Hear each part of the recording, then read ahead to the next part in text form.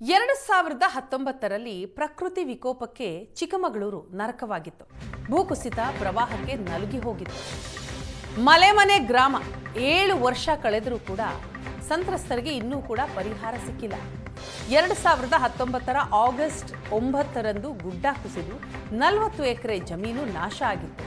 ಸಂತ್ರಸ್ತರಿಗೆ ವಸತಿ ಕೊಡ್ತೀವಿ ಅಂತ ಆಗಿನ ಬಿಜೆಪಿ ಸರ್ಕಾರ ಹೇಳಿತ್ತು. ಹೊಸ ಸರ್ಕಾರ ಬಂದಿದೆ, ಆದರೂ ಕೂಡ ಪರಿಹಾರ ಮಾತ್ರ ಸಿಕ್ಕಿಲ್ಲ. ಆ ಜನ ಅತಂತ್ರರಾಗಿದ್ದಾರೆ. ಬಾಡಿಗೆ ಮನೆ ಹಣವೂ ಸಮರ್ಪಕವಾಗಿ ಸಿಗದೆ ಪರದಾಡ್ತಾ ಇದ್ದಾರೆ. ಸಂತ್ರಸ್ತರಿಗೆ ಜಿಲ್ಲಾಡಳಿತ ಗುರುತಿಸಿದ ಜಾಗಕ್ಕೆ ಅರಣ್ಯ ಇಲಾಖೆ ಕೊಕ್ಕೆ ಹಾಕಿದೆ. ಪರ್ಯಾಯ ಜಾಗ ಗುರುತಿಸಿಲ್ಲ. ಸಂಕಷ್ಟ ಮಾತ್ರ ತಪ್ಪಿಲ್ಲ. ನಮಗೆ ನಾವು ಒಟ್ಟು ಕುಟುಂಬದವರು 5 ಮನೆ ಇಲ್ಲಿ ಒಂದು ಕಡೆ ಇದೆ. 1919ನೇ ಇಸ್ವಿಯಲ್ಲಿ ಆಗಸ್ಟ್ 9ನೇ ತಾರೀಕು ಇಲ್ಲಿ ಭೂಮಿ ಜಾರಿ ಬಿಟ್ಟು ನಮಗೆ ನಮ್ಮ ಭೂಮಿ ಕಳ್ಕೊಂಡಿದ್ದೀವಿ, ಮನೆಯನ್ನು ಕಳ್ಕೊಂಡಿದ್ದೀವಿ. ಯಾವುದು ವಸ್ತು ಕೂಡ ಇಲ್ಲದೇ ನಾವು ನಿರಾಶ್ರಿತರಾಗಿದ್ದೀವಿ. ಅದಕ್ಕೆ ಸರ್ಕಾರದವರು ಕೂಡ ಆವಾಗ ಮುಖ್ಯಮಂತ್ರಿ ಆಗಿದ್ದರು, ಯಡಿಯೂರಪ್ಪನವರು ಬಂದಿದ್ದರು, ಪ್ರತಿಯೊಬ್ಬರು ಬಂದಿದ್ದರು, ಕುಮಾರಸ್ವಾಮಿ ಅವರು ಬಂದಿದ್ದರು. ಎಲ್ಲ 2019 ಆಗಸ್ಟ್ 9 ಮಲೆನಾಡಿನ ಪಾಲಿನ ಜನರಿಗೆ ಒಂದು ರೀತಿ ಕರಾಳ ದಿನ. ಹಾಗಾಗಿ ಮಲೆನಾಡಿನ ಜನರು ಇದನ್ನ ಕರಾಳ ದಿನ ಅಂತಾನೆ ಆಚರಣೆ ಮಾಡ್ತಾ ಇರುವಂಥದ್ದು. ಯಾಕೆಂದ್ರೆ ಚಿಕ್ಕಮಗಳೂರಿನ ಮೂಡಿಗೆರೆ ತಾಲೂಕಿನ ಮಲೆಮನೆಯಲ್ಲಿ ಸುರಿದ ಮಹಾಮಳೆಗೆ 5 ಮನೆಗಳು ಹಾಗೆಯೇ ಒಂದು ದೇವಸ್ಥಾನ ಮಣ್ಣಲ್ಲಿ ಮಣ್ಣಾಗಿತ್ತು. ಅದೇ ಸ್ಥಳದಲ್ಲಿ ನಾನಿರುವಂಥದ್ದು. 7 ವರ್ಷಗಳ ಹಿಂದೆ ನಡೆದ ದುರಂತದಲ್ಲಿ ಅವರ ಪ್ರಾಣ ಉಳಿದಿದ್ದೇ ಹೆಚ್ಚು. ಆದರೆ ಅಲ್ಲಿದ್ದಂಥ ಮನೆಯಲ್ಲಿದ್ದಂಥ ವಸ್ತುಗಳೆಲ್ಲವೂ ಕೂಡ ಮಣ್ಣಲ್ಲಿ ಮಣ್ಣಾಗಿರುವಂಥದ್ದು. ಈಗಲೂ ಕೂಡ ಆ ದೃಶ್ಯವನ್ನು ಕೂಡ ಕಾಣ್ಬೋದಾಗಿರುವಂಥದ್ದು. 5 ಮನೆಗಳು ಈ ಗ್ರಾಮದಲ್ಲಿತ್ತು, ಮಲೆಮನೆ ಗ್ರಾಮದಲ್ಲಿ. ಅಂತರದಲ್ಲಿ ಇಲ್ಲಿರುವ ದೃಶ್ಯ ಅಂದ್ರೆ ಚಿತ್ರಣವೇ ಬದಲಾಗಿರುವಂಥದ್ದು.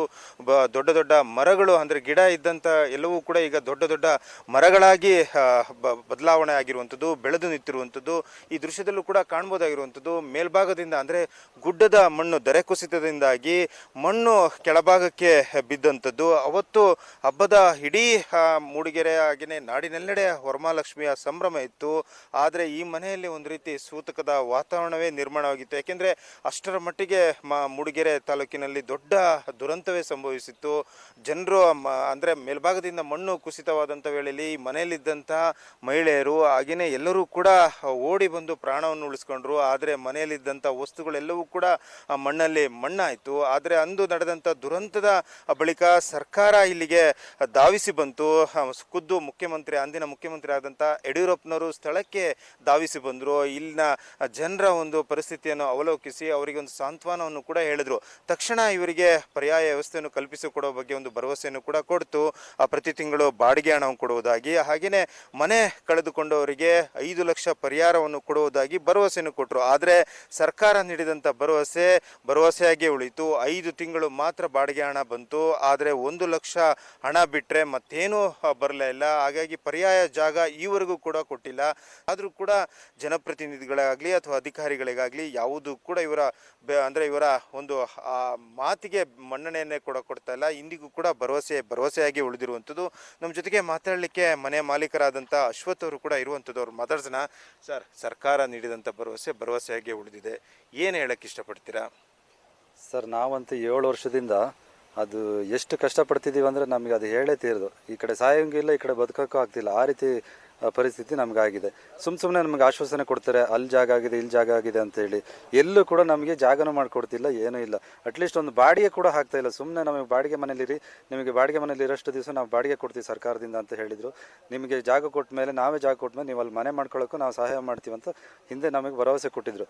ಇಲ್ಲಿ ತನಕ ಯಾವುದೇ 1 ರೂಪಾಯಿದು ಕೂಡ ನಮಗೆ ಏನೂ ಕೂಡ ನಮಗೆ ವ್ಯವಸ್ಥೆ ಮಾಡಿಕೊಟ್ಟಿಲ್ಲ. ನಮ್ಮ ಮಾನ್ಯ ಮುಖ್ಯಮಂತ್ರಿಗಳು ಇದ್ರ ಬಗ್ಗೆ ಸ್ವಲ್ಪ ಎಚ್ಚೆತ್ಕೊಂಡು ನಮ್ಗೆ ಏನಾದ್ರು ಪರಿಹಾರ ಮಾಡ್ಕೊಡ್ಬೇಕಂತೇಳಿ ಕೇಳ್ಕೊಳ್ತೀವಿ. ಇಲ್ಲಿನ ಜನರ ಒಂದು ಮಾತಾಗಿರುವಂಥದ್ದು. ಚಿಕ್ಕಮಗಳೂರಿನ ಕ್ಯಾಮರಾಮನ್ ಶ್ರೀಕಾಂತ್ ಜೊತೆಗೆ ಆಲ್ದೂರ್ ಕಿರಣ್, ಏಷ್ಯಾನೆಟ್ ಸುವರ್ಣ ನ್ಯೂಸ್.